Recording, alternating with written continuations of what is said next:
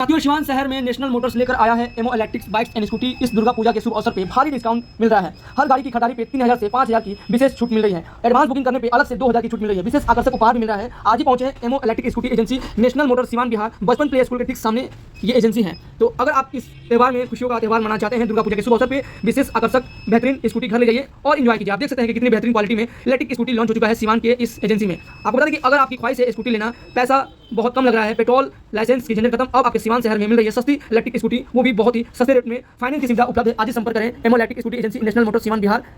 फर्क होता है। जब पहली बार इस कमेटी की गठन हुई थी तो चयनित हुए थे पप्पू चमार साहब। उसमें हो सकता है कि 10 लोगों ने हाथ उठा करके उनका समर्थन कर दिया हो, लेकिन इस बार का जो हुआ उसमें 100+ छात्रों ने साइन भी किया, सिग्नेचर। किस प्रकार का FIR है, क्या ऐसा आप लोगों ने किया कि उनको ऐसा करने की जरूरत पड़ी? सर, जब भी आप छात्र अधीक्षक या छात्र यूनियन का अध्यक्ष होते हैं, किसी को वातावरण में नहीं है। और आगे हमारे कर्मचारी से हम लोग गाइडलाइन करते हैं, वहाँ से लोग पड़े हुए हैं। अभी वो लोग जब कहीं ना कहीं ऑफिसर भी हैं, कोई टीचर हैं, कोई कुछ है, तो हम लोग कभी कभी हम लोग 1 माह में 2 माह हम लोग का गाइडलाइन के लिए हम लोग बुलाते हैं। अब सफाई के लिए हाथों से जोर लगाना छोड़े और स्पार्कर गोल्ड स्क्रब पैड से रिश्ता जोड़े। महिलाओं की पहली पसंद, बर्तन चमके चकाचक। आज ही घर ले आए स्पार्कर गोल्ड स्क्रब पैड। नजदीकी दुकान पर संपर्क करें। संख्या 1 का छात्र हूँ। मेरा एडमिशन DAV PG कॉलेज में है। अच्छा, आप एक आरोप लगा रहे हैं पप्पू चमार, कह रहे हैं पप्पू चमार साहब की 10 आदमी को हाथ उठवा करके आप लोगों ने जैसे छल करके उनको यहाँ से जैसे बर्खास्त किया है और आप उस जगह पे विराजमान हो गए। नहीं, ऐसा कुछ तो नहीं है। चयनित होना और चुनाव होने में फर्क होता है। जब पहली बार इस कमेटी की गठन हुई थी तो चयनित हुए थे पप्पू चमार साहब। उसमें हो सकता है कि 10 लोगों ने हाथ उठा करके उनका समर्थन कर दिया हो, लेकिन इस बार का जो हुआ उसमें 100+ छात्रों ने साइन भी किया, सिग्नेचर भी किया है। तो जाहिर सी बात है, आप अंदाज़ा लगा सकते हैं कि चयनित हुए हैं या चुनाव हुआ है। आरोप लगाने के लिए तो आप कुछ भी लगा सकते हैं। अच्छा, जो 131 लोगों ने साइन किया है वो आपके पास कागज वगैरह है? जी ठीक है, वो तो आप भेज दीजिएगा व्हाट्सएप पे, जैसे भी हमको दिखा दीजिए। अच्छा, ये बताइए कि उन्होंने FIR वगैरह भी किया आप लोगों पर? जी। किस प्रकार का FIR है, क्या ऐसा आप लोगों ने किया कि उनको ऐसा करने की जरूरत पड़ी? सर, जब भी आप छात्र अधीक्षक या छात्र यूनियन का अध्यक्ष होते हैं तो कहीं ना कहीं आप छात्रों के हित में बात करनी चाहिए। कहीं ना कहीं आपको छात्रों के हित के प्रति सोचना चाहिए। ये कहा कि छात्र हित हुई कि अपने ही छात्रों पे थाना में सनहा दे दिया जाए, FIR करने की धमकी दी जाए, बार बार 112 डायल करके पुलिस बुलाई जाए। जो उसी कमेटी के सचिव भी रहे हों, कोषाध्यक्ष भी रहे हों, उन्हीं के प्रति आप FIR सनहा दे रहे हैं थाने में, तो ये कहाँ से छात्र हित की बात हुई? अच्छा, जैसे कि इस हॉस्टल को, ये छात्रावास को, बहुत ऐसे छात्रावास, एक और छात्रावास है रसायन जी, हाँ, उसको बनाने में उन्होंने ओम प्रकाश यादव का सहायता लेकर के कैसे कैसे करके 4 को पास करा करके तब जाके बनवाया है। आपने क्या किया है कि आज आप उसे इस पद पे है?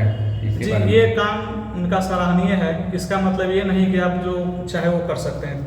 आपने सराहनीय काम भी किए हैं। इसका मतलब कहाँ से ये होता है कि आप छात्रों पे FIR कर दीजिए? पप्पू चमार कौन है? आप तो देख रहे हैं कि स्टूडेंट है। पप्पू चमार एक लीडर हैं, तो आप में और उनमें किस तरह से अनबन हो रहा है? पप्पू चमार पहली बात तो कहीं से स्टूडेंट नहीं है, ना उनका कहीं एडमिशन है। पूर्व में आप सभी जानते हैं कि पूर्व में भी उनका कई राजनीतिक संगठनों से उनका नाता रह चुका है, तो आप कहाँ से उनको छात्र मान सकते हैं? अभी वर्तमान में जो विवाद उत्पन्न हुआ है और मीडिया चैनल में आकर के आप लोगों के ऊपर गंभीर आरोप पप्पू चमार के द्वारा लगाया जा रहा है कि जो चुनाव हुआ वो लोकतांत्रिक तरीके से नहीं हुआ, संवैधानिक तरीके से नहीं हुआ और एक तरफा ये मतलब जो है चुनाव हो गया। सर, ये देख, पहली बात तो ये कि ये संवैधानिक कोई चुनाव नहीं है, मुखिया सरपंच या राजनीतिक चुनाव नहीं है। और रही लोग नियमबद्ध होने की, तो उनका चयनित हुआ था। और आप कैसे कर सकते हैं जबकि 113 छात्रों ने साइन किया है, सर्वसम्मति से चुना है। 4 छात्रावास को आमंत्रित किया गया था, जिसमें 4 नंबर छात्रावास के बच्चे नहीं आए, पर उनके छात्रावास अधीक्षक साहब वहाँ मौजूद थे। 2 नंबर छात्रावास से उनका कोई कैंडिडेट नहीं मिला, तो वो लोग अपनी स्वेच्छा से कैंपस छोड़ करके चले गए। और जितने भी वहाँ पे छात्र बचे उनमें चुनाव हुआ तो सर्वसम्मति से हमें अध्यक्ष पद बनाया गया। अध्यक्ष पद के लिए चुना गया। अंबेडकर छात्रावास के प्रति जो पप्पू चमार का जो एक्टिविटी था उसको आप किस नज़रिए से देख रहे हैं? अब किस एक्टिविटी की बात करें हमें तो नहीं पता। वो किसी भी छात्रावास में आते हैं बिना किसी सूचना को, ना तो छात्र प्रमुख को सूचित करते हैं, ना तो छात्रावास अधीक्षक साहब को सूचित करते हैं। उनको जो मन में आता है, जो मर्जी वो करते हैं। वो सेहरा साहब का भी नाम यूज करते हैं कि बिना पूछे हुए, बिना इन्फॉर्मेशन दे हुए किसी छात्रावास में एंट्री कर देना। मतलब वो एक लीडर है, कई नेता के साथ रहते हैं, लेकिन आप लोग स्टूडेंट हैं और इसमें पढ़ाई करने के लिए आप लोग दूसरे गांव शहर से मतलब आए हुए हैं, दूसरे प्रखंड से आए हुए हैं। आप लोग सभी लोग स्टूडेंट हैं जी, जहाँ पे तमाम सीवान के कॉलेज में एडमिशन लिया है। कौन से कॉलेज में एडमिशन लिया है? मेरा डीएवी पीजी कॉलेज में एडमिशन। अच्छा, पीजी में पढ़ाई मैट्रिक कर कब किया था सर आपने? मैट्रिक मेरा 13 था, 2013 जी। ना उनके गतिविधियों पर बात करें, क्योंकि वो प्रत्यक्ष रूप से आप लोगों के ऊपर दोषारोपण कर रहे हैं कि ये लोग गलत लोग हैं, इन लोगों के रहते जो व्यवस्था सही ढंग से चलेगी नहीं, और जो कुछ भी चुनाव हुआ है वो नियम संगत नहीं हुआ है, तरीका गलत है, खास रोल रहा नहीं है। नियम संगत की बात करें तो आप उनसे ही पूछिएगा कि उनका चयन किस प्रकार हुआ है। SC/ST कर्मचारी संघ की अध्यक्षता में उनको भी चयनित किया गया था, ना कि उनको चुना गया था। चलिए, ये तो छात्रावास से संबंधित उनका आरोप है, या जो छात्र है उनसे संबंधित है, जो चुनाव हुआ है उससे संबंधित है। इन्होंने सिवान के जिला अधिकारी, कल्याण पदाधिकारी के ऊपर भी गंभीर आरोप लगा रहे हैं। वो कह रहे हैं कि ये दलित विरोधी हैं या उनका तरीका सही नहीं है। तो क्या माना जाए? नहीं सर, ये उनकी पर्सनल द्वेष हो सकती है DM साहब से या DWO साहब से, उनकी पर्सनल द्वेष हो सकती है। हमारे छात्रावास के कोई भी छात्र का इसमें हस्तक्षेप नहीं है, और वो ना ही कभी DM साहब को ऐसे आरोप लगाएंगे। जबकि हमारे छात्रावास में देखिए तो कोई भी इशू आती है, कोई भी प्रॉब्लम आती है, तो मुरारी सर हैं, राकेश सर की अध्यक्षता में सारे के सारे प्रॉब्लम 24 घंटे के अंदर सॉल्व होते हैं। तो हम कैसे बोल दें कि DM साहब या DWO साहब दलित विरोधी हैं? छात्रावास का सुचारू रूप से संचालन एक बड़ी जिम्मेवारी है, मौका आपको मिला है। आप कैसे अपने दायित्वों का निर्वहन करेंगे ताकि एक नजीर कायम हो, उदाहरण कायम हो कि हाँ आपने वो काम किया? क्या प्राथमिकता रहेगी? कहीं ना कहीं बेहतर तरीके से करने के प्रयास करेंगे और छात्र हित में करेंगे। छात्र हित में। चलिए, बहुत बहुत धन्यवाद। बगल में अपना परिचय बताते हुए क्या कहें?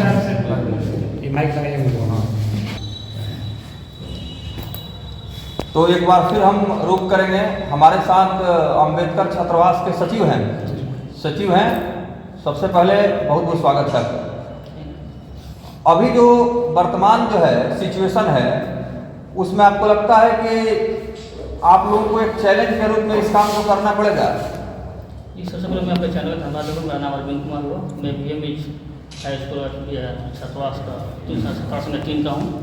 मेरा नाम अरविंद कुमार है और मेरा एडमिशन PG DLB में। और सबसे पहले मैं पप्पू भैया को बोलूँगा कि हम लोग को बिना माने वजह का 4-5 10 लड़का को वो OP थाने में सनहा दे दिया, बिना कोई वजह का, बिना कोई साक्ष्य का। तो हम लोग उसी समय उनको बोले और हम लोग एक मीटिंग रखा। उस मीटिंग में 40 छात्रावास का लड़के हमारे रहे और इफेक्ट साहब भी रहे, कर्मचारी संघ भी रहे। उस मीटिंग में पहुँच गया, सूचित भी किया गया कि आप उस मीटिंग में आइए।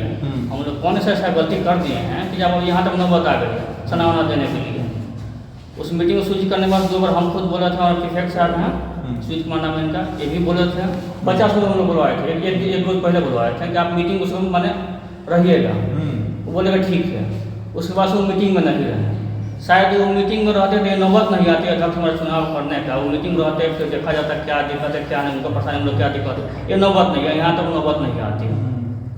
और जहाँ तक है कि आरोप और ये लगाने का पौगे मैंने सरेआम हमने हम लोग का ये गलत बात हम लोग कोई मैंने उनको मारे धमकाए नहीं है, वही मैंने सलाह में दिए हैं, ऐसा कुछ बात नहीं। नेता और स्टूडेंट में ये मतलब देखा जा रहा है पहली बार कि वो नेता अपने आप को मानते हैं और आप लोग स्टूडेंट हैं। आप लोगों को सपना होगा कुछ ना कुछ अलग तरीके से ऑफिसर के रूप में या कहीं भी अपने आप को एस्टेब्लिश करने के लिए, लेकिन क्यों ऐसा वो कर रहे हैं? आपको रोटी सेकना चाहते हैं क्या राजनीति का?